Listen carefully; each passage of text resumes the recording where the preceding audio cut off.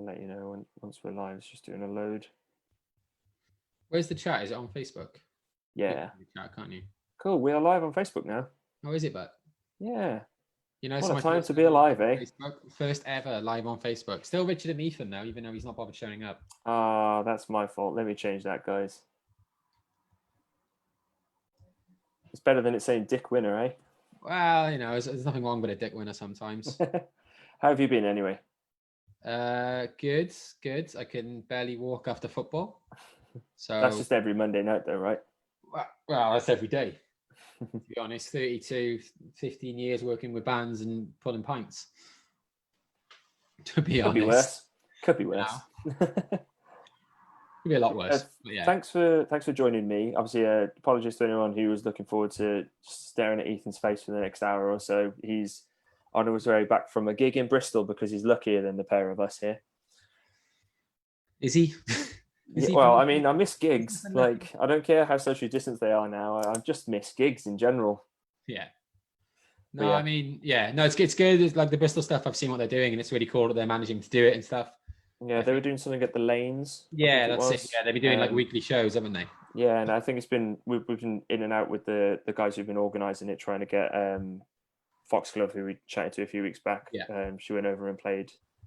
But yeah, I'm glad there's something happening, albeit it's not the full shebang, but it does the job. It's the temporary normal. Let's not call it the new normal because that's accepted. Let's call it the temporary normal. Yeah, we don't want all sitting down at gigs to be normal by any stretch, but it is what it is. We want full venues. That's what we want. We want full venues. Exactly. We want full venues and we want everyone having a great time. But yeah, thanks for joining myself here.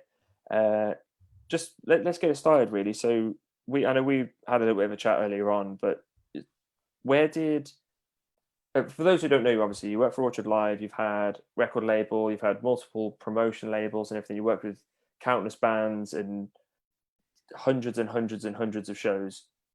But where did it all start, really? Where was sort of the point where you thought, this is the path I really want to go on? So I went to college, foolishly thought I was better at football than I am. Went on to a sports course, because that was a great move. Realized that everyone on that sport course was an arsehole. So just barely scraped through there and then moved to a music course.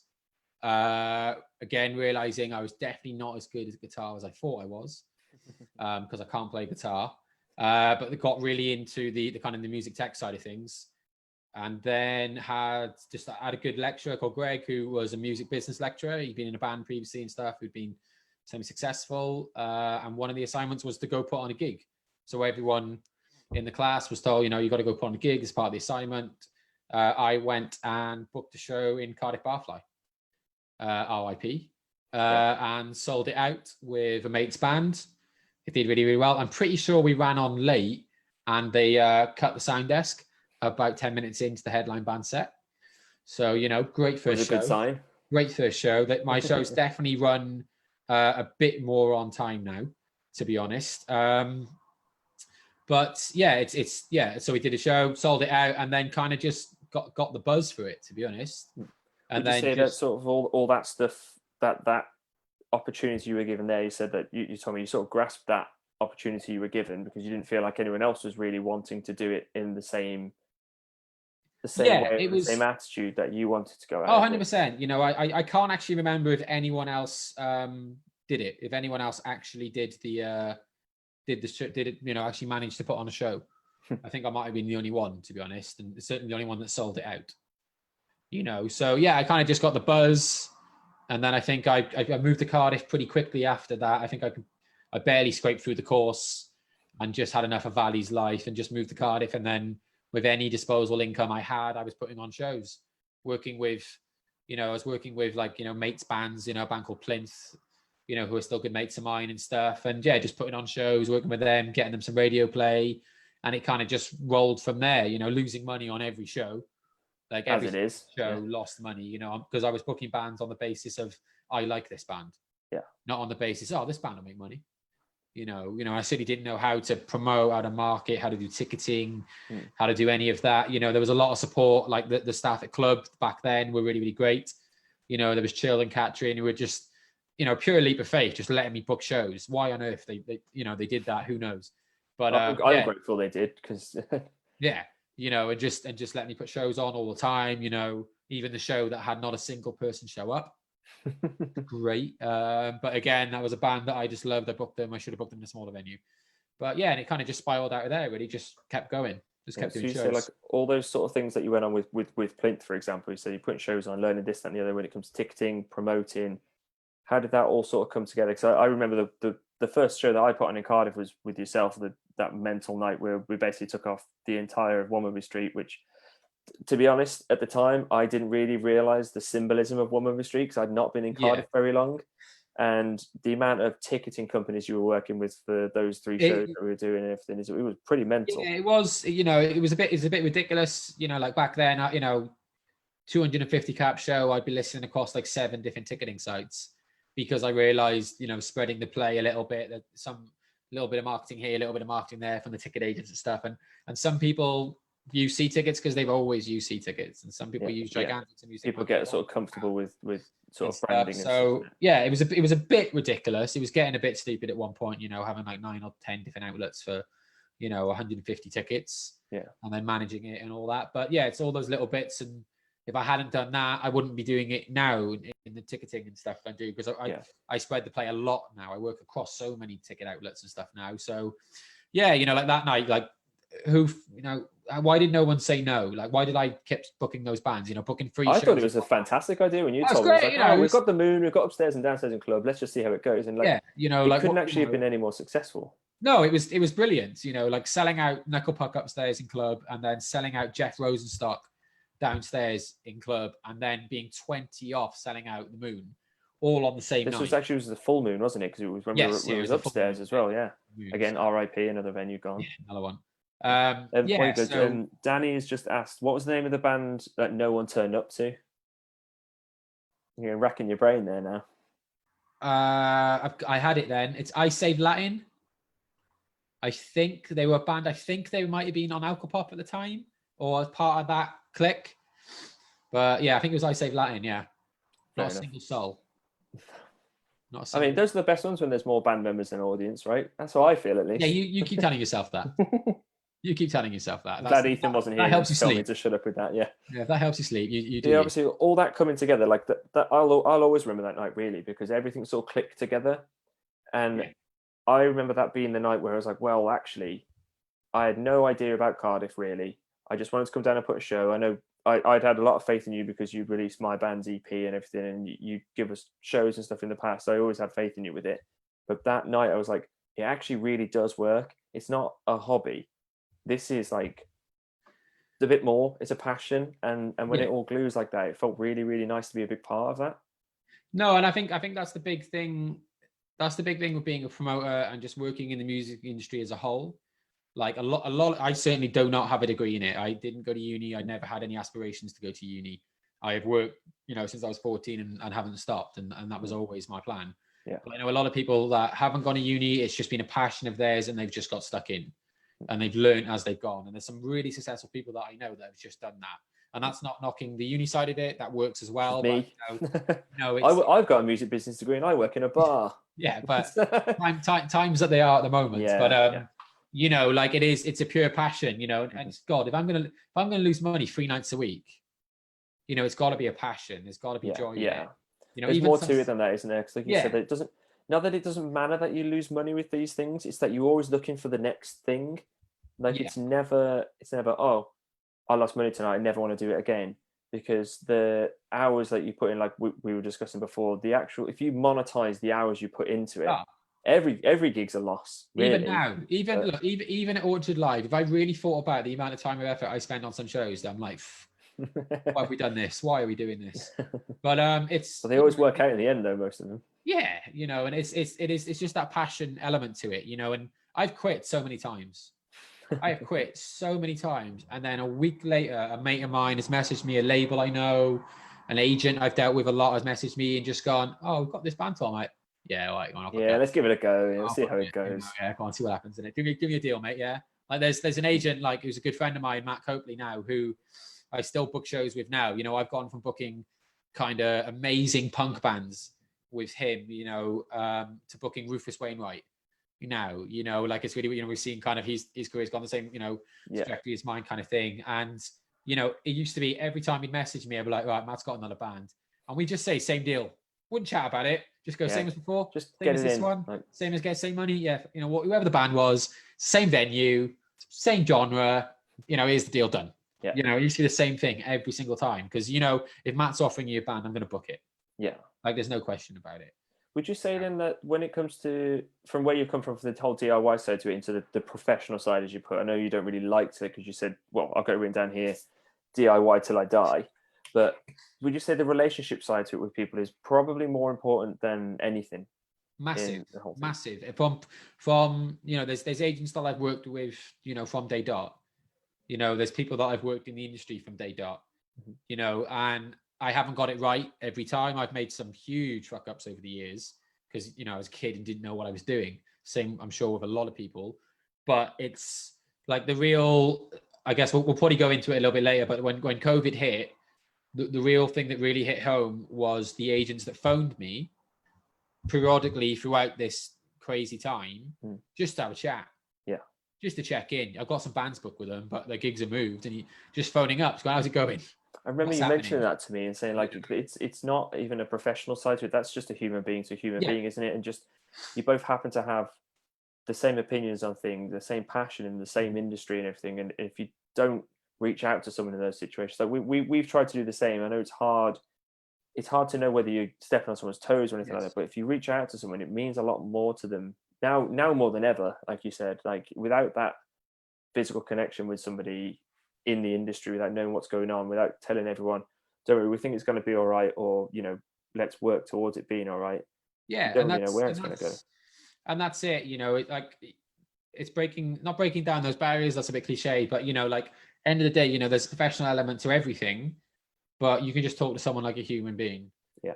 Like if I have to go to London for a conference or whatever, I went to a conference 2 weeks before full lockdown happened. And it was funny being in a room with loads of agents, just chatting. We ended up in the pub and just stayed in the pub. We didn't even go to the after conference, but that's how a lot of the business is done. You're just chatting with mates. Yeah. And it was kind of funny. We're all like, oh, we'll be fine. We'll be all good. It'll be good. And we were just having pints, and then I ended up stumbling and going to see Supergrass, and it was a great night. Oh yeah, I do. That was the last gig I went to, I think, actually. I won't go into the last gig that I went to. Yeah. But yeah. So really then, when it comes to let's go to the Jealous Lovers Club stuff, because obviously that was really when you and I really got to know each other, because you released My Band's EP, which I said I was trying to find a copy of it. I've got multiple copies knocking around here. I'm sure there's a few copies floating around. Yeah, I think there's a few copies still, but you released some really good records on that label, and you worked with so many good bands and things, and not just with the bands on that label, but the shows that you did for those bands with the support acts and things as well. Like when it comes to Feels Like Summer and stuff, there were so many bands on that festival, the multiple times you did it, that all worked together with the same Jealous Lovers Club. But how did the label itself start? The label, again, I guess, it's just not a stupid decision. I think I had a little bit of disposable income and went, oh, how can I spend this? How can I lose money? Because, there might be some people watching that do labels and stuff. I'm sure, you had Luke Priestley and stuff and that on the other week. And, it was just another passion. I think I was the Ketosis records. I was managing Ketosis. They asked, I was interested in managing them. They were a great band, great guys. And it was really great working with them. And they were like, oh, do you want to put the record out? So we just put the record out. We split everything 4 ways, cost and, any income and stuff. And then it just spiraled from there. Put out the Echo and the Always record, put out your record, helped a few bands just get their releases digitally. Yeah. There was no money in it. I was losing money by putting it out digitally, to be honest, in the subscription costs. But it was just helping those bands put it out. And there were some good successes, like Ketosis. They went on to sign some sync deals in America. You had radio plays and stuff. Yeah, they had loads of college radio, a really, really good US college radio campaign that led to some sync deals. So they were on like MTV's Teen Mom, Chicago Fire. Wow. I remember the Chicago Fire one, yeah. Yeah. So they were getting paid like really good money just to use 30 seconds of their track. And then that funded to do another album. Yeah. And I think they did it, they carried on that relationship after I stopped working with them. And then it funded another album. It's funded more projects with them and stuff. So it's, and again, it was just, oh, should I do this? Yeah, go on, why not? just falling into it. Let's see an opportunity, right? Let's put this bands out. Let's lose money. You won't believe how many records I've got in my bedroom at the moment that I'm never going to sell. Like I don't know if I just start pinging them out the window at some point or what. But just use them as dinner plates. It's fine. Well, it was. I Make think some nice artisan bowls out of them. Maybe. I think it got to the point. There were some records where every time someone ordered like the latest record I put out, I think it was the right hand, left hand record, I was slipping in the odd record just extra. I was like, they're not going to sell anymore. Up in the postage cost. Yeah, I was like, I'll ship 3 records to Japan instead. And then it came back. Came all the way back around to me. It never made it to the person in Japan. That right hand, left hand record, by the way, is absolutely amazing. So phenomenal record. Nice one for putting that one out for him. But would you say like the record label stuff came from? We'll go back to working with Plinth and stuff. Did it come from you learning the ways of getting in touch with labels and things like that? And I remember you mentioned to me working with Alcopop. Alcopop will come up quite a lot in this thing. So we're a big fan of them. But that sort of DIY side to it as well. Do you think working with them made you want to do it more yourself? Or yeah, a little bit. Was it Well, a necessity? you just start seeing the kind of the ethos around, cool independent labels, like Kev and that and Connor and everyone at BSM. It's just, you see the kind of ethos around it and you go, well, maybe we could do that. We could do that. We could put some cool records out. We could, work with some more bands and stuff like that. And again, it's kind of that itch as well. Even for the whole of lockdown, I've been going, should I get back into management? Should I do this? Like Griff, my flatmate, is in Tsunami and he's working on his video and his record at the moment. And I keep, we keep chatting about stuff. I need to put you in contact with the sync guys. I know these publishers over here. And I'm like, well, maybe we could just work on some stuff. Not for like money. Not in a professional way, but I think that's sort of what it came down to with my band's EP as well. It was a friendly thing. It wasn't just a professional thing. It's more than that. Here's the contract. I'm going to advance you 100 quid. I don't even remember signing one, to be honest with you. There was never any of that stuff. I'm going to take 9/10 of your money or any of that stuff. It was just right. You put some money. You should have done if we get into the whole Drake thing. Well, yeah, Drake money was interesting. Yeah, I would have paid your mortgage twice over. That would have been all right. If you want to make money, kids, just name your songs after someone else's song. Spotify algorithms. No, yeah. That was one of the craziest days I've ever woken up to be completely honest with you. But yeah, but I'm glad, like, obviously the label stuff was really good, and it built on to you working with Matt Jarrett when it comes to the Fueled by Jealous Lover stuff. I know Matt obviously works at, is it Diverse in Newport? You guys did a hell of a lot of shows when I think we were both working, me and Ethan and you and Matt were working at doing a lot of shows at Tiny Rebel, weren't we? Because we were, I would say, equal parts as getting that venue to what it needed to be by showing people that it's a music venue for starters, because that's hard to convince people that just go to a craft beer pub all the time. But putting the shows on for starters and getting the work done and getting the advertising and everything out there. Well, where did the sort of collab start with it? In the pub. Probably in that specific pub as well, wasn't it? Purely in the pub. I think because Matt used to do my posters. Yeah. And stuff. Matt loves a lot of the bands that I love, and he's introduced me to loads of bands that we booked, and it worked quite well.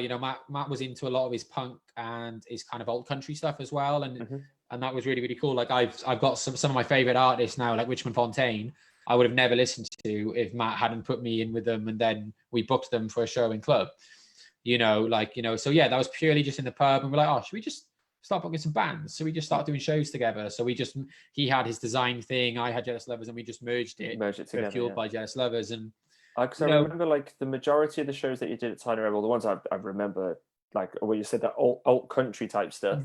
And then I remember you doing Employed to Serve downstairs in club, and the look on Matt's face during that entire show, like that was a show and a half, to be honest with you. But yeah, some of the heavier stuff, a bit more in your face, was maybe a bit too much. No, I mean, I loved it. That's what I was all down for. What a show that was, But it showed the diversity of what you were willing to do. Yeah, and I think that's it. And I think that's the thing with promoting. Like when I'm looking to book a band, I listen to that band nonstop. Yeah. Because I've got to be, opting into that band. I've just booked like a doomy synth pop band from Russia. It's just confirmed, and we're now singing in a couple of days to play club called Motorama, who are just great. They're just great. That it looks like it should do all right. I think it'll do really well in Cardiff. There's a couple of cool locals that'll work so well with it. Yeah. So I've taken a bit of a risk, but I've listened nonstop to them while I was building the offer for the agent, chatting to the agent about the show, because then I could really get a feel for what that band is and if I think it's going to work. I've always been trying to create a brand where I've done this when I was up in Birmingham. I've sort of done it now. It's sort of changed now, mainly because of watching how you did it and what Ethan's done with like the whole Otter Wales he did before, where I tried to be quite pinpoint on the type of music I was putting on, trying to create a brand where you go, right, this is just math rock stuff, full stop. Then I learned that doesn't work, or it can do, but it's not a solid idea to do. But branching out and doing so many different genres of music in so many different venues and with so many different people has to be the way forward, really, because it's what's been successful for yourself. Yeah, it is, and it's tricky. Look, I tried it, having a math rock. I literally had a math rock brand and then an indie brand and this an alt band and all that. And in the end, we're just like, no, it'll just be based on reputation. Yeah. Like we were really, really privileged. We were really, really lucky that we had like maybe 30 or 40 people that seemed to show up to every show. Mm-hmm. Like they were anticipating the announcements. We used to love doing pre-announcements of announcements. Yeah. Like, we're going to make an announcement of an announcement on to like that kind of thing. And people were opting into it now. People were signing up to like mailing lists. We didn't know how to write a mailing list. I'm highly dyslexic, and writing mailing lists and stuff. There were people coming to the alt country shows, coming to the hardcore shows, coming to the indie shows, coming to the punk shows. Because you had the reputation to put on a good show. People, full stop. Even if they hadn't heard that band, I would like to think some people were listening to those bands because we had booked them. Yeah. Just not purely on that basis. And that's kind of the culture I'm kind of bringing to Orchard Live a little bit, because as much as we book with some huge megastar acts, I still book Viagra Boys. Yeah. It's one of my best days. That's where we're all at, though, isn't it? One of my best days in the office, walking up to my director who's been doing this 35 years, who books Radio 2. That's his bag. He admits it on Radio 2. He thinks I just book PP pop punk. Anytime I book any band, it's PP pop punk. And I just went, I'm going to book this band called Viagra Boys. And he just looked at me. Then I just went, I bet Pablo span around in his chair, didn't he? He just looked at me and just said, don't lose money. Well, you didn't, did you? I didn't. I sold it out. So yeah, I haven't gone as far. I thought the Flooring Club was going to go through at that show, to be completely honest with you. Nearly. And I nearly booked Cocaine Piss, but I think that was probably the limit of how far I would have got with Pablo. We had a look at Cocaine Piss as well, and we weren't too sure about that either. I wasn't sure whether my mum would disown me if she's watching right now. I won't book a band called Cocaine Piss, Mum, I promise. I might.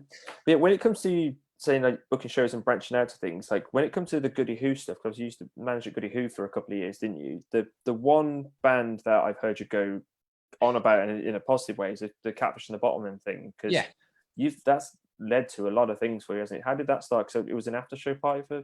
Yeah, it was one of those little band from Sheffield or something. They're actually Llandudno. No, I meant the after show party. Oh, you mean after? Yeah, really tiny band, really small band. Yeah, what were they called? They were called the Cold Monkeys, I think. Arctic Monkeys. That was it. Yeah. God, that looks scripted. Yeah. Morecambe and Wise here. Yeah. Tweedledee and Tweedledum, more like. Well, you're definitely dumb. Thanks. That's 10p. There you go. That's 10p. Write it down. It's one of those. I started managing at the venue. I was a promoter, but I went there to manage the bar and change, how the bar was working and stuff. And it blew my mind. They weren't doing after parties. They were. That's so close. For anyone who's watching doesn't know, easily 300 yards from Motorpoint Arena. If anyone, or the CIA if you're old school. And their booker at the time didn't know John, indie, or he didn't really know it. He did funk, hip hop, and and rap and stuff. So I just booked. I got offered this band, Catfish the Bottlemen. Their manager at the time was booking all the shows, working with them. I think he was a mate of theirs, and it was one of those. I've had a couple of times where I've just known, like I've listened to a band and gone, oh shit, like I've got those goosebumps. This is the one, like something's going to happen here with these. It's going to work. So booked them, timed it perfectly. I think we sold. There was an amazing band called Spring Offensive that played that show, and I can't remember the openers. It might have been Violas, or was that the other show? And I just timed it so that we'd sold a lot of tickets for the gig anyway. And then Catfish and the Bottlemen went on as the arena was kicking out, and we were exit flying at the arena. Everyone piled in, and then Catfish started just as people were piling in. And Catfish and the Bottlemen, Arctic Monkeys fans, just hand in hand. Hand in hand, really, yeah. And it was cool. Then put them on a couple more times. I actually lost them as a promoter for a couple of shows. That hurts, doesn't it, when that happens? Yeah, and and sometimes it happens because you're not equipped. Like that band. Yeah. They're a slightly different level to what you were working at the they time. jumped to arena, then I wouldn't have been able to work with them and take them that far. Wouldn't have had the cash flow to do it. So I get it to a point. Even though sometimes there is some instances you're like, oh, come on, I could do this. But then joined Orchard, and then we started booking them again. Yeah. And it was a really nice story, actually. So obviously they played Cardiff Castle, and I hadn't seen the band in years. I hadn't seen that band. I think I went to Bristol to see them just as they were taking off. They were playing Dot to Dot Festival. And I hadn't seen them in years. And then I was side stage waiting for them to come out of the tunnel to go on stage. And Van ran up to me, gave me a hug, and we just chatted for 5 minutes. And I had to go get late to get on stage. Yeah, this is costing us money. This is time is money. Get on stage, mate. We're going to be over curfew. We're going to get shut down. And it was kind of really nice because they'd gone on to do such amazing things, such a big band, but he still took the time to stop and have a chat. Yeah. That means that also means a lot. That probably makes up for, like I said, losing bands to. Oh no, and that's it. And it was it kind of made my night, even though we'd sold the gig out in 20 minutes, whatever it was. Yeah. But then I bumped in a fan while he was having a fag, after the show and stuff, and we just chatted and have a catch up and stuff. And then I'm working with them again next summer in a 20,000 capacity show. So going from a 100 cap show in Cardiff, doing a 20,000 capacity show. Is that you shouldn't have said that sort of moment there, or has that been announced? Because I'll be honest with you. No, that's announced. We've sold tickets for that. Okay, cool. All right, then. Announced. It has already been moved twice. Okay, fair enough. We'll hope it doesn't go for a third time. Then. Yeah. But you going on about the castle shows, and let's go motor point arena shows as well. Well, any show really, I said to you before, a poster sells a show to the public. Like you put an Idols poster up, you put a Tom Jones poster up, you put a Lionel Richie poster up, it sells to the public. But there's so much more stuff behind the scenes that the public don't even need to worry about, in complete honesty. Like the lighting, the actual, getting the castle for starters. I guess that's a lot of work when it comes to it. Oh yeah, there's loads of work. And before COVID, I was really, grateful for the team that we've got at Orchard and stuff, Rich, Kai and Abby, who were doing, things, and then Rich and Nathan for a period of time and stuff, because there was so much work to go into those shows, to market the shows, to book the shows, to run the shows on the day. Yeah. I remember doing a festival last year. I did a 22-hour day. I walked, I think it was 21 miles or something ridiculous, nice. Get you a golf buggy. Yeah, I wish. Put that on the booking list next time. Like, yeah. Put it on my Tom own. Jones. Tom Jones has his own one. You have your own one too, side by side. I'll have two though. That's all right. Yeah. But there's so much work that goes into it, and every day is a learning. Like every single day is learning. Because I slowly have learned a lot about how to advance the show, how to do stuff and everything. But then there's so much lingo that you've got to pick up and everything else. And, just like the simplest of things. Years ago, when someone went, "Oh, can you put that stage right?" What is stage right? Like, you're going stand on it, right? You're still on stage. It's not the right. You know what I mean? Like just stuff like that. You just got to pick it up every day. And I'm learning a lot more production stuff now. Because I'm and safety, like being part of safety advisory groups, and just learning about the safety of event, how to make an event as safe as we can, and stuff like that. But it was a big step up when I joined Orchard, but you just got to run at it, just like any. Well, if I can say, like, personally, I don't think it was a big step up for you because of the amount of stuff that you knew. Like, don't get me wrong, like, yes, the amount of people is, or the size of the venue is, but the workload that you were doing and all the stuff that it's not really a big step up because you're taking more, or almost more to it. Yeah. Like, than just for a single role, because you're going into a business that has, 40 people that can do a bit of everything, yet you can do everything. Mm-hmm. And I think that's it. I'm really lucky that I used to do all the marketing, do all the ticketing, do all that, and it's kind of been handy because of COVID. It was just myself and my director left pretty much, for the last 6 months while people have been furloughed, and I've had to do the ticketing, I've had to do the marketing, I've had to work with the artists, I've had to do all that all in one go. And essentially, the DIY days where that is exactly what that's what it is. You've got to just do everything, and at the end of the day, like a gig, if it's a 100 capacity show or 20 capacity show, it is the same thing. It's just more people. It's more people in the audience, or more people on stage, or more techs. You still got to do the exact same thing. It's just that little bit more. There's more people to look after, more than anything. You still got to buy the rider. You still got to sort out this. You still got to work out where the eggs. It's just doubled or tripled or quadrupled or whatever. Yeah, you've got to work out. But the skills are still exactly the same, which is what I mean. I didn't mean any disrespect to like the guys at Orchard, but I know you for everything that you do. Like Mm. literally every, like the label stuff, promotion stuff, even like just working with bands and just knowing this, that, and the other. Going into somewhere like that must have been, personally, I said it's not a big, massive step up for you the way I It look at it, was, but yeah, it was interesting because, you know, it's I was kind of daunting. lucky because But I'd worked with the company freelance for a couple of years. mm, I was kind of lucky. I already knew the team and stuff yeah, there, so it kind of made it a bit of a smooth transition and stuff. But no, but it's it, you know, and you've got to be in any industry, I think, but especially in the music industry, you've got to be adaptable and you've yeah. got to think on your feet. You know, I had a power cut in the middle of a Pete Tong show with 9,000 people. You know, right? What do you do? Right, the Is that the one in orchestra. the castle? That was in Swansea. Swansea. You know, like the orchestra. If the orchestra walk off the stage, the show's done. They will Yeah, not go back. come back. Yeah, So I had to like get they're two staff, professional musicians. Like, yeah, round them up, bring them in. You know, I had a venue catch fire in the middle of sound check. The one time I left the venue, I went to get a pizza, came back, the venue was on fire.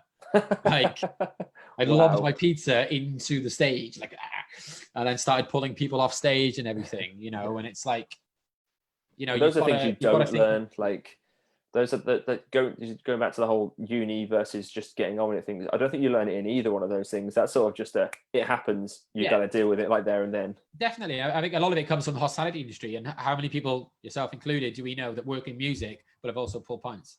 Everyone, every single one of them. You know, somebody's collapsed. What are you going to do? Right. Well, I know how to deal with someone collapsing now. You know what I mean? Like, I'm just good at cleaning up sick and getting the door, man. That's about it. oh, mate, unblocking some of the most revolting pill-head toilets in Goody Lovely. But yeah, you sort of alluded to, and I don't like bringing it up, but it is a big part of what's happening right now with the whole sort of COVID situation and everything. I know me and Ethan have been hit. A lot of our promoter friends have been hit. A lot of our musician friends have been hit. How has it worked for you? And I kind of want to look at it in like a positive way because you've moved so much stuff and you've announced stuff. I know a lot of stuff had to get cancelled, but there's always been a nice silver lining for 2021 is going to be so great for if it happens, obviously so great for people wanting to go to shows. The amount of shows that have been announced and everything, it's almost as if people have just copied and pasted this summer and gone to next summer. It's I mean, it's an extremely weird situation to be in. Yeah. We're kind of lucky. I think we only cancelled 3 shows in total, and we've postponed everything else. Yeah. But that also, you know, if next year happens, and is a big if at the moment, that also has its set of challenges because we've lost a lot of money because this year's been a write-off. Yeah. It's gone. There's no income for another year, and as promoters, the only profit you get is after the event happens. So you're stuck. So we've got all of the shows that we've moved into next year, which we still have to market, you know, and sell tickets for, and all of that. Still cost money for changing everything. Yeah, it's still all of that. Plus all of the shows we're booking now for next year. Like in May, there's one weekend I have 7 shows in 2 days. Wow. Like, you know, huge shows, some of these. But it's also in the back of our mind that the whole of next year might not happen. Yeah. So we're going to be putting all of this work in, and the shows might not happen, and we'll lose all of the money that we spent marketing those shows and staffing costs and all of that stuff. So it's a really tricky situation. I'm sort of I'm of the mindset there will be a boom. You know, whether, how can I put this? I have zero faith in the English government. Absolutely none. They've absolutely ballsed it up. Me too. So absolutely, not to get too political, but they've absolutely ballsed it. Political as you want, man. You know, I said that to Andy last week, and he went. The first thing he said to talk about was Brexit. So don't worry about that. Yeah, let's set up Brexit in the middle of a pandemic, and let's force a no deal. That's totally going to work out. You know, and there's nothing like, you know, seeing a house on fire, calling the fire brigade, letting them put it out for a bit, see someone on fire with a little bit, and then telling the fire brigade to fuck off. Yeah. Like, because that's what they've done. And then they've told everyone to go to the pub, and then gone, why have you gone to the pub? Yeah. Why have young people gone out and had a nice time like we told them to? Absolutely a crazy mentality to have. Go prop up the economy. Why have you done that? Why have you done that? It's like having to go with soldiers for getting shot. Yeah. Like you send them into the front line and they go, oh, why did they die? Oh, because I sent them into the front line, but then you still have a go at them because they got shot. Yeah. Like, it's crazy. So I'm still confident in myself in terms of we will get there and the industry will rebound and it'll be a massive boom. The problem we've got is we just don't know when. You know, I've got some amazing shows in March with William Shatner and Black Foxes that I really want to happen. And please buy tickets for those shows. I hope they happen. Yeah. But We'll put all the links to tickets and everything in the bottom as yeah, well for those who haven't seen. but Anyway. you just don't know. You just don't know. And I have more faith in the Welsh government, but they also have to toe the line with the English government, because as much as it's devolved in terms of healthcare, it's not devolved in terms of finance. You can't be seen to, like, don't get me wrong, I personally think the Welsh government have done a good job as well. Like, I feel safe going to work, or I feel safe going into the shops and things, and I believe that the things have been put up in the right place. Like, I mean, I know we talked earlier on about the shows that are going on in Bristol and stuff, and that's fantastic because they're sticking to the restrictions and everything and making sure everyone's safe, which is the bottom line. Money then has to come into it, which is a shame, because I hate money. I hate money more than anything else in the world. But if a venue can't open, even if it's safe, Yeah, there's and not really much anyone can do, is there? No, because the money could come into it, and the money is there. No matter what anyone says, the money is there. The options are there. The options are there to save venues if you wanted to save those venues. They just don't seem to want to do it. Those industries, the money is there. Yeah. If you hadn't spent £800 million giving a contract to a ferry company that didn't own any ferries. Yeah. How much of that money would have supported the venues right now? Chris Failing will be able to do it, right? Yeah, surely. He knows about boats. Yeah. But on a positive side to it, because I feel like I could have a big fucking moan. No, we could probably just turn this into let's have an hour and a half's worth of moan about how much we hate fucking politics. Oh, I'd go weeks. I'll go weeks. Sorry, well, I think I might need to update my my Zoom thing for that. But the way that some venues, and I'll name some club, Le Pub, like the way that they've worked with consumers who would always go there on a Monday to a Sunday, no matter what club night, no matter what gig, whatever, have worked through and said, right, here's some t-shirts to buy, here's some tea towels to buy, here's some silly Photoshop stuff that you can get, here's a personal Spotify playlist.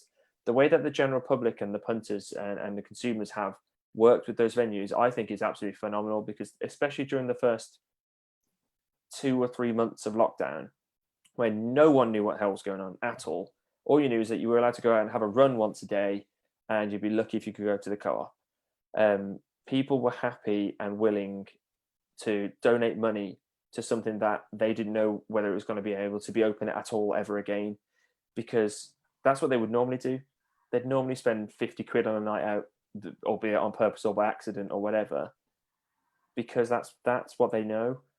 No, but I think that's the music industry in a nutshell. Yeah. Is you've got promoters out there losing money left, right, and center. You've got people spending money in venues left, right, and center. You've got people willing to buy a tea towel even though they probably never cook. You know what I mean? Like that is the music industry, and it's almost always propped itself up. The lower level industry has always propped itself up with its community, whether it's people buying tickets to my cool shows, and stuff like that, or it's a bit harsh saying some of my shows aren't cool, but sell them out. Well, me and Ethan have benefited a hell of a lot from it, and I'm so grateful and feel so privileged. People buying t-shirts, like they bought them 2 years ago when I started making them. I didn't expect anyone to buy any more ever again. Yeah, multiple runs, different colors, being told what colors I should be made in, things like that. But then again, like they'd spend 10 quid coming to a couple of gigs, and then 30 quid at the bar at the venue that they want to be open and stuff. And that's it. And I think there will. I'm whenever that is, I do not know, but I am extremely confident there will be a massive boom. There's going to be so much demand. People have been starved of entertainment. There's a lot of people I know who are like, oh, but will they still go? Will they still want to go? It's been so long. Yes, they will. I know so many people that are going to want to go. I know. I'm itching for a gig. Like I can't wait. Like I've bought tickets to a show over in Amsterdam next year, with the premise that I want it to happen more than anything. Yeah. Because I can't wait. Obviously, the second, like, let's say it gets to January and we get a vaccine, happy days. Put that in my arms straight away, because I'm going to go and book as many shows as I possibly can. I'm going to buy as many tickets to as much stuff as I can. But I know it doesn't seem realistic, but you've got to have that positive mental attitude. It's extremely positive though, and it's extremely, it means a lot to me. Like there's a lot. Like I announced the show with Idols in the arena, and not one person asked me for guest list. That has never happened. Tiny little show in a 100-cap room or an arena show, I have never not had someone go, oh, can I come down for free? Yeah. Not one person asked. They know how much, well, I mean, that goes back to the whole brand and relationship and everything you were talking about when it comes to the fueled by or just jealous lovers or you in general, is people support you. and they know what you do is meaningful to them. Like without what you do or what I do or Ethan does or what Luke or what Callum or any of the promoters that we're all friends with and we all work together, we all support each other at the end of the day. And then customers do that too. They become part of your. Look, it's the same. You're a band in essence. People support you. It's the same audience.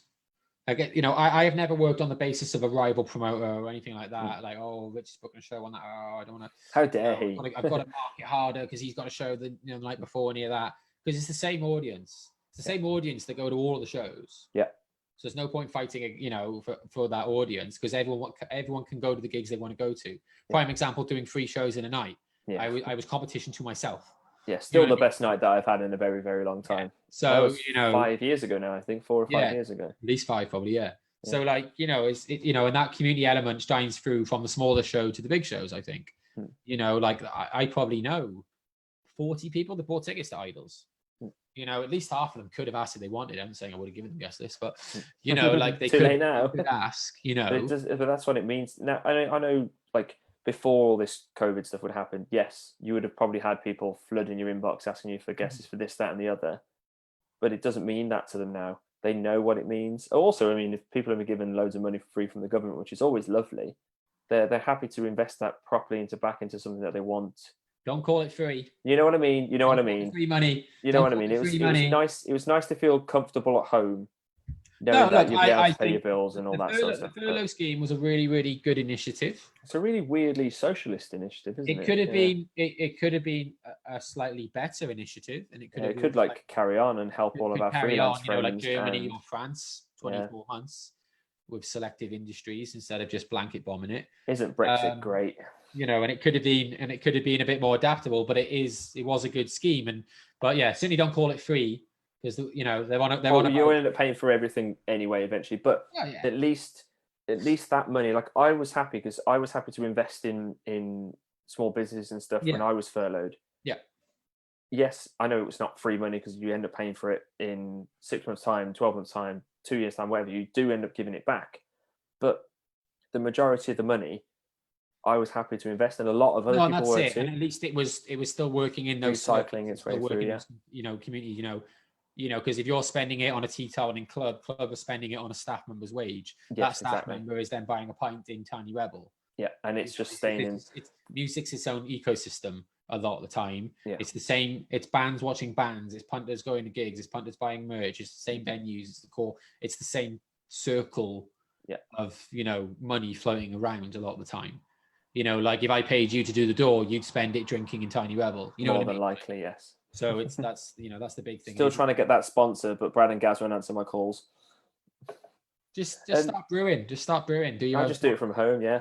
Yeah. A Tony Rebel, because that's what my phone keeps calling it. So I'll just do it as that. Tony Rebel. We've got a fair few people watching live this now. I was going to throw out. Can I ask how many? We've got 16 people now watching. 16. So 16 more than some of the gigs I've booked in the years.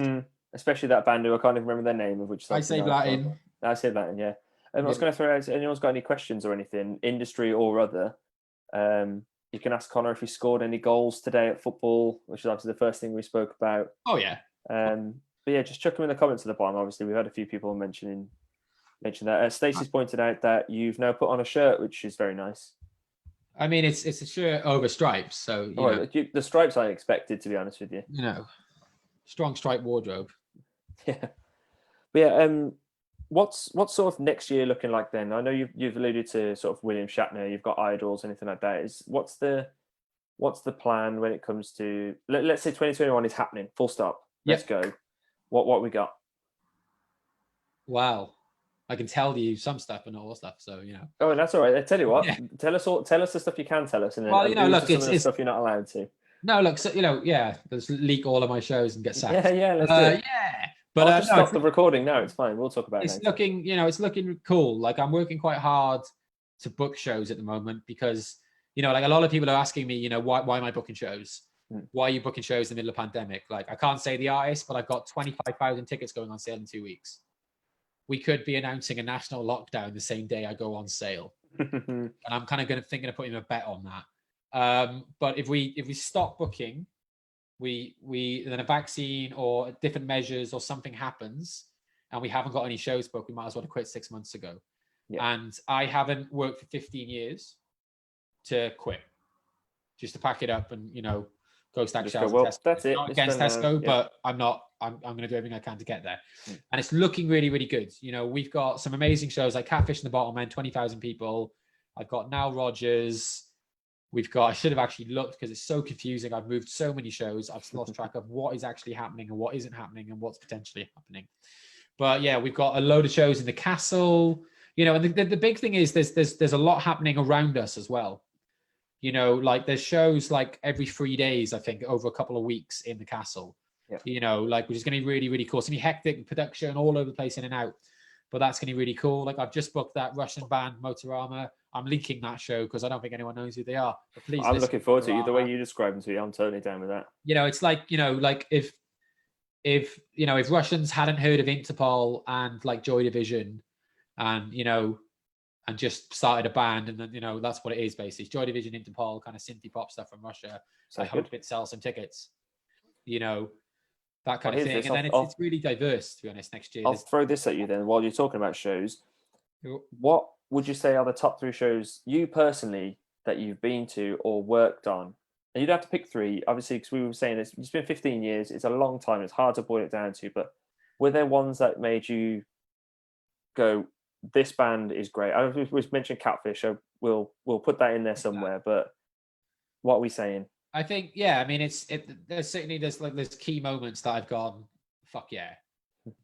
Like booking Johnny Foreigner for their first show in Goody Who, and selling out that show. Yeah, was what a great night.